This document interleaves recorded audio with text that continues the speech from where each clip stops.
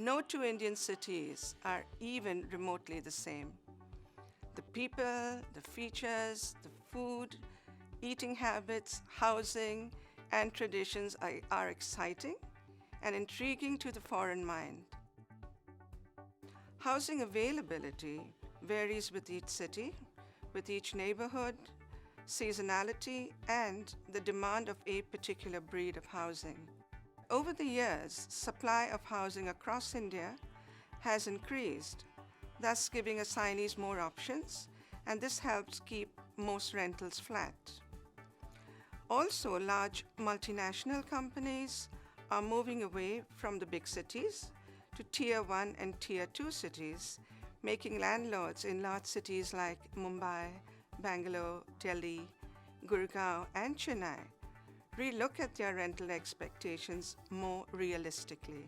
Housing rentals have more or less stabilized over the last couple of years. It is ironical that rentals have dropped in certain neighborhoods in India that now house older gated communities. Having said this, rentals in premium neighborhoods have increased as these landlords are now investing more and more money in their properties to increase the unit value. Diplomatic clauses are a must and are easy to negotiate. Lock-in periods must be looked at very closely and negotiated to the assignee's advantage. Majority of Indian landlords are flexible on this clause due to the Leave and License Act in all rental tenures, known in India as licenses. These licenses are normally for a period of 11 months with an option to renew for another 2 months of periods of 11 months each. The combination of security deposits and upfront rentals vary with each city. For example, in South India, the interest-free refundable security deposit is normally a 10-month rental equivalent, and monthly rent is then payable by the 5th of every month. In large cities like Mumbai and Bangalore, the combinations can range from 11-month security deposit plus a 6 to 3 months rental upfront, but all this is negotiable. It is very important to know that the Reserve Bank of India will only permit the refund of the security deposit to the entity who has initially paid the security deposit at the time of executing the leave and license agreement to the landlord, and to no other entity, not even the local office of the assignee. So therefore, proper documentation is needed while receiving and refunding the security deposit from an overseas entity, as the documents, the license agreements, the certificates must tally with each other for the foreign outward remittance to be granted by the Reserve Bank of India. Schooling is not a huge challenge in cities like Bombay, Delhi, Gurgaon, Bangalore, Chennai, Hyderabad, and Pune, as these cities have a choice of international schools. There are no recognized schools in Tier 1 and Tier 2 and Tier 3 cities. Primary and secondary education in India is offered by various schools which are affiliated to one of the boards of education, such as the Secondary School Leaving Certificate, the ICSC, the CBSC, and IB. The focus of these schools is not only on academic excellence, but also on all-round development of the students. The international schools, they have their admissions open mostly throughout the year. The rule of the thumb is that expatriates are strongly advised not, or I would say never, to drive on Indian roads. Unlike the US and France and other countries, India has the right-hand drive rule. There is no traffic discipline, and honking it is always at its loudest, which can be a cause of concern to an expatriate. There are traffic snarls at peak hours, making a 30-minute commute, which is normal, to a 120-minute commute. We also have too many two-wheelers and three-wheelers that navigate through cars and can cause a lot of confusion. In some cities, we have cyclists, handcarts, bullock carts that leisurely maneuver their way through the Mercedes and the Audis and the Beamers, all alongside each other on the roads.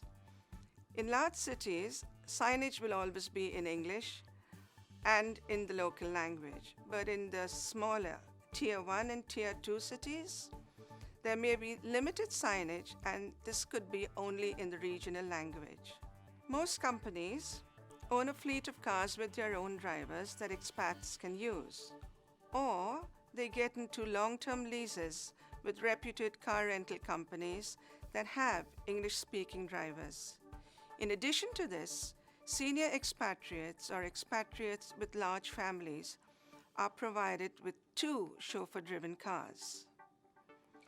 Usage of public transport is a big no, as these are terribly crowded and expats will never be able to get in and out of these.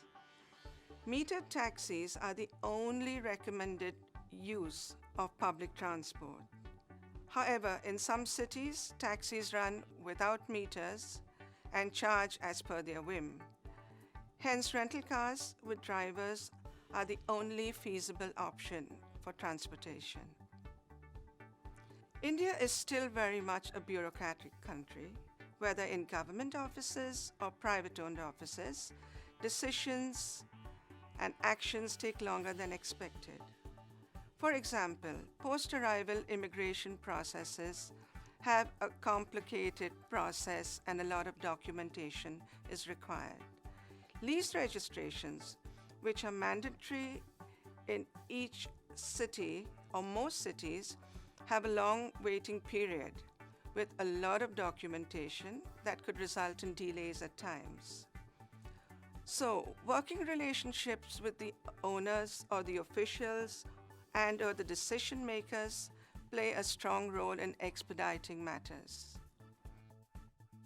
Visit India with an open mind and not with any preconceived notions based on movies or websites. Be prepared for crowds, beggars in certain locations at traffic junctions, and English spoken with a twist of local, regional language influence called Hinglish. Understand that there will be delays in delivery of appliances, and handymen will most likely turn up a few hours late or even the next day without prior intimation. Please engage household help who can coordinate with the handyman the delivery of local items and maintenance groups. Another thing to remember is the dress sense for business meetings and meetings with government officials should always be modest in order not to attract unwanted attention. Here's a tip for women. Avoid going out late at night unescorted. India is safe, but this is a precautionary and safe practice to follow. Indians are warm, loving, hospitable. Indians treat all foreigners as honored guests and will most likely invite you to their homes, no matter if you're in a big city, a small city, or even a tiny remote village. Indian food is delicious and easy to find anywhere in the country. Most foreigners always want to come back, even if not to the same city, but another city, just to re-experience the chaos, the colors, the unique smells, and the variety of food, and of course, the warmth of India. Thank you.